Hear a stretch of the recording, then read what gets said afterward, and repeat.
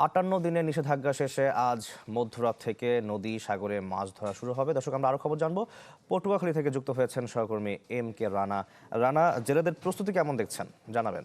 হ্যাঁ শাকিল, সরকার কিন্তু গত 15ই এপ্রিল থেকে আজ 11ই জুন এই 58 দিনের যে সমুদ্রে মাছ ধরার উপর যে নিষেধাজ্ঞা আরোপ করেছিল। কারণ সেক্ষেত্রে ইলিশ সহ সামুদ্রিক যে মাছগুলো রয়েছে সেই মাছের প্রজনন এবং পরিমাণ বৃদ্ধির লক্ষ্যে কিন্তু আসলে সরকার এই নিষেধাজ্ঞা আরোপ করেছে।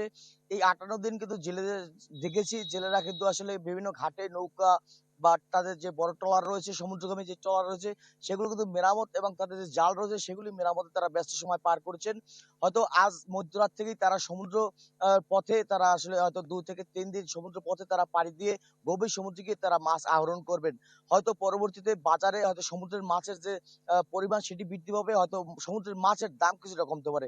এক্ষেত্রে মৎস্য যে জীবী যারা রয়েছেন তাদের সঙ্গে কথা বলেছি, তারা বারবার যেমনটি বলছিলেন যে 58 দিনের কিংবা 22 দিনের যে নিষেধাজ্ঞাগুলো রয়েছে সেই সময়টা কিন্তু আসলে দেশের যে ভারত কিংবা মিয়ানমারের যে জেলেরা রয়েছেন তারা আমাদের সমুদ্র সীমানায় কিন্তু প্রবেশ করে সেটি কিন্তু আসলে তারা সেখান থেকে তারা মাছ আহরণ করে নিয়ে যাচ্ছেন।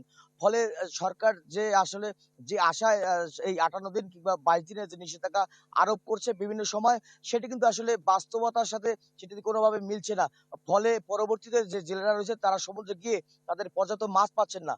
এছাড়া আরেকটু শাকিল, আরেকটু যদি জানিয়ে রাখি যে এই 58 দিন নিষেধাজ্ঞা শেষে সমুদ্র কিন্তু উত্তাল রয়েছে। ফলে জেলেরা তাদের যে মাছ আহরণের পরিমাণ সেটা কি পরিমাণ হবে সেটি কিন্তু তারা দুশ্চিন্তায় রয়েছে। শাকিল, এই ছিল প্রটোকল থেকে সর্বশেষ। জি, ধন্যবাদ আপনাকে। দর্শক, পটুয়াখালী থেকে যুক্ত হয়েছিলেন MK রানা। নগদ নিয়ে এলো হার না মানা হার অফার।